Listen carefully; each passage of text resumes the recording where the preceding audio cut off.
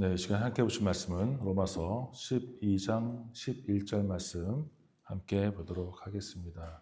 함께 합독하겠습니다. 시작. 부지런하여 게으르지 말고 열심을 품고 주를 섬기라. 아멘. 네, 오늘 말씀 제목은 도미노 게임이라는 제목을 붙여봤습니다.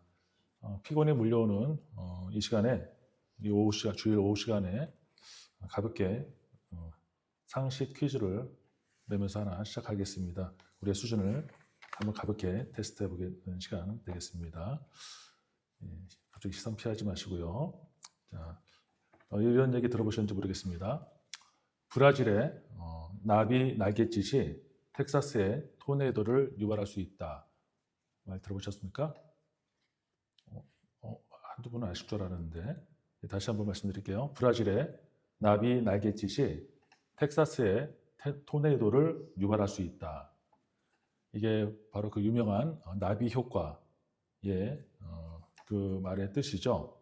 미국의 기상학자가 발견한 개념이라고 합니다. 그러니까 아주 작은 행동이나 사소한 사건이 예상하지 못한 엄청난 결과를 가져올 수 있다는 뜻입니다. 더 쉽게 설명하면 우리의 이 풍성한 뱃살이 처음부터 있었던 게 아니라 아주 먼 과거 어떤 작은 잘못된 습관에서부터 시작돼서 오늘날 이 지경에 이르렀다는 슬프지만 부정할 수 없는 원리라는 것입니다.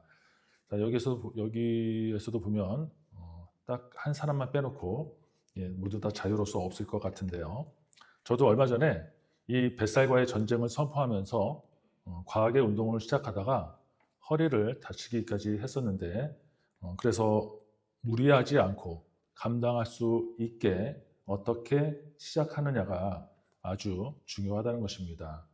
이게 우리의 일상생활에서뿐만 아니라 우리의 신앙생활에서도 충분히 적용할 수 있겠다. 자, 발전한 사람들의 특징은 항상 무언가를 시도한다는 것입니다. 우리도 항상 불을 내려달라고는 기도하는데 이게 그냥 말로만 되는 게 아니잖아요. 여기서 가장 중요한 문제는 어떤 것으로 시작하느냐라는 겁니다. 아까 제가 말씀드린 대로 무리하게 시작했다가 포기하게 되면 아무 소용이 없는 거잖아요. 그래서 전략이 필요하다는 거죠. 어느 연구기관에서 말하기를 긍정적인 작은 습관을 66일 이상 지속하게 되면 대부분 성공하더래요. 2달 정도 되는 거죠. 그러니까 2달 정도는 꾸준히 참고 견뎌내야 한다는 거예요. 아무리 좋은 성공한 비법이 있다 하더라도 노력하지 않고 참아내지 못하면 아무 소용이 없다는 것을 말하고 있습니다. 그래서 이 세상 모든 사람들이 시도를 하고 있고 노력하지 않는 사람이 없는 겁니다. 문제는 성공한 사람이 많지 않다는 거죠. 모두 다 성공하지 않더라는 거예요. 그럼 뭐냐? 노력하는 방법이 틀렸다는 거잖아요. 그래 놓고 안 되는 거라고 말합니다. 하지만 성공한 사람들도 있지 않습니까? 오늘은 도미노, 말씀 제목처럼 도미노의 원리를 가지고 함께 생각해 보려고 합니다. 도미노 아시죠? 하나를 넘어뜨리면 쭈루룩 끝까지 다 멋있게 넘어지는 거를 말합니다. 우리의 일상 가운데 작은 습관이나 행동이 나중엔 어떤 큰 결과나 연쇄적인 변화를 만들어낼 수 있다는 면에서 아까 본 나비 효과와 비슷하다고 볼 수 있습니다. 빌딩 10층 계단을 올라갈 때도 처음 시작은 단 한 계단부터 시작하는 것을 보게 됩니다. 왜 처음부터 3층까지 한 번에 올라가지 못했냐라고 말하는 사람은 없잖아요. 많게는 수천 개의 도미노도 절대로 한꺼번에 넘어뜨릴 수는 없습니다. 제일 앞에 작은 한 개의 도미노를 살짝 밀기만 하면 수만 개의 도미노도 다 넘어뜨릴 수 있게 된다는 거죠. 이 도미노는 자기보다 1.5배 크기까지 넘어뜨릴 수 있대요. 그러니까 처음에 이 5cm짜리 하나가 뒤에 7.5cm까지 넘어뜨릴 수가 있고요. 그 다음은 11cm까지, 그 다음은 16cm, 그 다음은 24cm까지 넘어뜨릴 수 있게 된답니다. 이렇게 쭉 나가게 되면 나중에 8번째는 90cm에 가깝게 되고 18번째는 에펠탑보다도 커지고요. 그리고 그 뒤에 31번째 이르게 되면 에베레스트 산보다도 커진답니다. 그리고 더 가서 57번째까지 가게 되면 지구에서 달까지 다리를 놓을 수 있을 만큼 크게 된답니다. 얼마짜리부터 시작했었다고요? 5cm. 기하급수적으로 커진다는 말이 바로 이런 원리입니다. 첫 번째 도미노를 세우고 넘어뜨리는 데 집중하면 나머지 도미노는 알아서 넘어진다는 것입니다. 그러니까 첫 번째 작은 좋은 습관이 얼마나 중요한지를 잘 말해주고 있는 거죠. 우리가 그럼 처음부터 쉽게 할 수 있는 습관이 뭐가 있을까?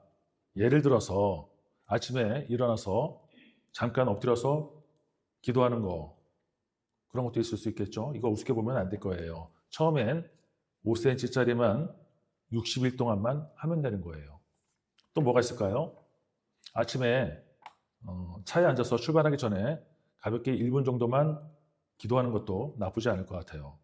다만 그만큼 조금 일찍 일어나야 한다는 조건이 맞아야 되는 거죠. 지각했는데도 억지로 1분 앉아있으려면 그게 기도가 되겠습니까? 각자 나에게 맞는 작은 것을 찾으면 된다는 거예요. 이게 처음엔 시시해 보이고 유치해 보일 수도 있지만 이게 나중에 57번째는 어떻게 된다고요? 달나라까지 가게 됩니다. 그렇게 천국까지 쭉 가면 얼마나 좋겠습니까? 그래서 어떤 학자는 성공한 사람들의 공통점을 이 도미노의 원리에서 찾으려고 합니다. 수많은 삶의 문제에 우선순위를 세우고 줄을 잘 맞춰서 세운다면 최초 처음에 단 하나, 그것만 제대로 움직임으로써 다른 문제들을 저절로 쓰러뜨릴 수 있게 된다고 말합니다. 그러니까 지금 내가 할 수 있는 단 하나의 일을 찾는 것이 그만큼 중요하다는 것입니다. 그래서 이따가 기도 시간에도 내가 시작할 수 있는 좋은 습관이 생각나게 해달라고 기도했으면 좋겠습니다. 그 일을 찾게 되면 1.5배의 도미노가 연쇄적으로 쓰러지듯이 다른 일들도 쉽게 할 수 있다는 것을 우리가 기억해야 좀 있습니다. 우리가 말씀 보는 거, 기도하는 거, 찬송하는 거 당연하면서도 늘 언제나 쉽지 않습니다. 그러면 반대로 1.5배 작은 것부터 찾아서 내려가다가 감당할 만한 것부터 찾아서 시작하면 좀 더 수월하게 시작할 수 있지 않을까. 맨날 기도해야 된다, 말씀 봐야 된다, 왜 기도 안 하냐, 왜 찬송 안 하냐, 때론 자유함이 없어요. 매일 부족한 사람으로 눌려서 살아갑니다. 자유함도 없고 기쁨도 없고 맨날 예배하면서도 미소가 없어요. 이래서 믿지 않는 사람들이 예수 믿고 싶어 하겠습니까? 지금 당장 나 스스로도 나가 떨어지게 생겼는데 말입니다. 시작이 잘못돼서 그런 건 아닐까요? 양궁 아시죠? 양궁, 활 쏘는 거요. 우리나라 선수들의 금메달 받칩니다. 가운데 정중한 카메라를 맞출 정도로 잘하는 국가대표 선수들도 어렸을 때 처음부터 50m, 70m를 놓고 쏘지는 않았을 거라는 것입니다. 이 금메달 선수들도 처음엔 3m, 5m, 10m를 놓고 쐈을 거라는 거예요. 요즘 한국 스포츠를 보면서 많은 사람들이 아쉬워합니다. 경기 결과가 좋지 않기 때문이죠. 여러 원인을 찾는데 그 중에 하나가 기본기가 없다는 거예요. 중학교, 고등학교 시절부터 무조건 승패에 따라서 상급 학교로 진학할 수 있는 길이 달라지니까 무조건 당장 성과를 내야 되거든요. 당장 이기기만 하는 경기를 하다 보니까 기본기를 무시하게 되고 그럼 나중에 어른이 돼서도 국제 경기에 가서도 좋은 결과를 내지 못하는 거죠. 어려서부터 즐기지 못하는 경기를 하다 보니까 얽매여 있는 시합을 하다 보니까 재미도 없고 나중에도 능동적이지도 못하고 창조적인 플레이를 하지 못한다는 거예요. 시작이 어긋나서 그런 거죠. 우리는 나한테 맞는 5cm를 찾으면 돼요. 당연히 사람마다 그 5cm는 모양도 모습도 습관 방법도 다를 수 있습니다. 내가 감당할 수 있는 5cm를 각자 스스로 알아서 찾아야 한다는 것입니다. 그리고 그걸 60일 동안 하면서 뭐를 해야 됩니까? 인내를 해야 된답니다. 물론 60일이 지나서 보니까 이게 아닐 수도 있어요. 나한테 맞는 게 아닐 수도 있고 방향을 잘못 잡은 것일 수도 있습니다. 그럼 다시 수정해서 다시 60일을 하면 되는 거예요. 1년이 며칠이죠? 365일이니까 다시 6번을 또다시 할 수 있는 거잖아요. 자, 우리 말씀 한 구절 보도록 하겠습니다. 갈라디아서 6장 9절 말씀이죠. 같이 읽어보겠습니다. 시작. 우리가 선을 행하되 낙심하지 말지니 포기하지 아니하면 때가 이름에 거두리라. 아멘. 선을 행하는 것만큼 좋은 게 없죠. 보람도 있고 오히려 베푸는 쪽에서 베푸는 행복이라고 할까요? 정말 선은 좋은 건데 바로 이어서 나오는 말씀이 낙심하지 말래요. 왜 낙심하지 말라는 거죠? 선을 베푸는 것만큼 어렵고 낙심하기 쉬운 게 없다는 거예요. 선은 기본적으로 나의 희생이 따라야 하는 것인데 큰맘 먹고 희생해가면서 선을 베푸는데 때론 효과도 없는 것 같고 또 신기한 건 인간 세계에서는 선을 베풀면 훌륭하게 보고 서로 같이 선을 나눠야 하는 것인데 오히려 나를 무시하고 우습게 보는 경향도 있다는 거예요. 그래서 낙심하지 않고 선을 포기하지 말라는 거죠. 그러면 어떻게 된다고요? 때가 되면, 추수할 때가 되면 거두게 된다고 말씀합니다. 견디지 못하고 포기하는 사람은 거두지도 못할 것이고 낙심하지 않고 인내를 가지고 노력하면 때가 될 때 거둘 수 있는 축복을 주신다고 말씀합니다. 아까도 말씀드렸지만 아무것도 시도하지 않은 사람은 아무것도 일어나지 않습니다. 시도하지 않은 것은 게을러서 그런 것일 수도 있지만 처음에 뭘 시작할지 몰라서 그런 사람도 많을 거예요. 나한테 맞는 5cm를 찾아봐야 한다는 것이죠.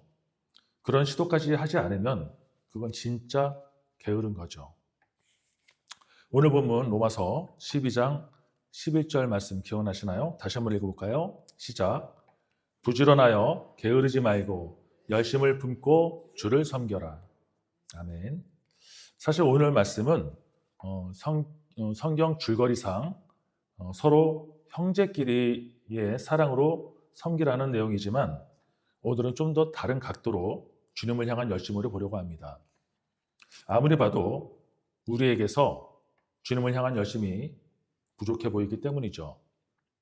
사랑의 하나님께서 다 이해해 주시고 사랑으로 덮어주실 거니까 좀처럼 부지런하게 주님을 섬기려고 하지 않기 때문입니다. 마치 부모에게 함부로 대하는 철없는 자녀들처럼 말입니다. 기독교만큼 편한 종교가 어디 있습니까? 가짜들도 그렇게 열심히 하는데 말입니다. 열심을 품으시기를 축원합니다. 그 열심을 통해서 뭘 하라고요? 주를 섬겨라. 형제끼리 사랑하는 것도 결국은 주님을 제대로 섬기기 위한 수단의 과정이지 않습니까? 교회 안에서 골고루 다양한 면에서 모든 면에서 열심을 품으시기를 축원합니다. 이게 교회를 위해서만도 아니고 하나님만을 위한 것도 아니죠. 결국은 나를 위한 것임을 깨닫고 열심을 품고 충성을 다해서 주 여호와를 섬기시기를 축원합니다. 말씀을 정리하겠습니다. 솔로몬의 기도는 하나님께 성공을 달라고 한 것도 아니었습니다. 명예와 재물을 달라고 한 것도 아니었고 오직 지혜를 달라고 한 것 보면 우리도 이 지혜를 갈망하면서 신앙생활을 해야 되는 것은 아닌가. 무식하면 용감하다고 무조건 들이대는 것이 아니라 차근차근 하나씩 나에게 맞는 그 5cm를 찾아서 자유롭게 신앙생활을 해야 할 줄 믿습니다. 지금까지 뒤돌아보면 사실 우리의 인생에 있어서 실패한 부분들이 더 많지 않았습니까? 우리가 그만큼 지혜롭지 못했다는 거예요. 게으르기 때문에 부지런하지 못했던 거죠. 지혜에 대해 갈망의 열심이 없었기 때문입니다. 나에게 맞는 나 스스로를 향해서 선한 영향력을 끼칠 수 있는 것이 무엇인가? 평생 그것을 놓고 기도하면서 늘 지혜를 구해야 할 줄 믿습니다. 오늘 살펴본 것들 중에 우리의 신앙생뿐만 아니라 우리의 삶과 건강에까지도 충분히 적용이 될 수 있을 것 같아요. 우리의 삶이 윤택해지고 또 건강해서 기쁨과 에너지가 넘치고 은혜가 충만해야 십자가의 길을 더 힘차게 나아갈 수 있지 않겠습니까? 선순환적으로 움직일 수 있는 습관을 만들기 위해서 우리가 집중하는 것, 그것을 부지런하고 열심을 내는 것이 주님을 올바르게 섬기는 지혜인 줄 믿습니다. 나 스스로를 위해서도 그렇고 또 주님을 올바르게 섬기는, 올바르게 영광 돌리기 위한 것임을 우리가 깨닫고 항상 기쁘고 밝게 행복한 모습으로 믿음 생활을 잘 유지할 수 있는 저와 여러분들이 되시기를 주님의 이름으로 축원합니다. 기도하겠습니다.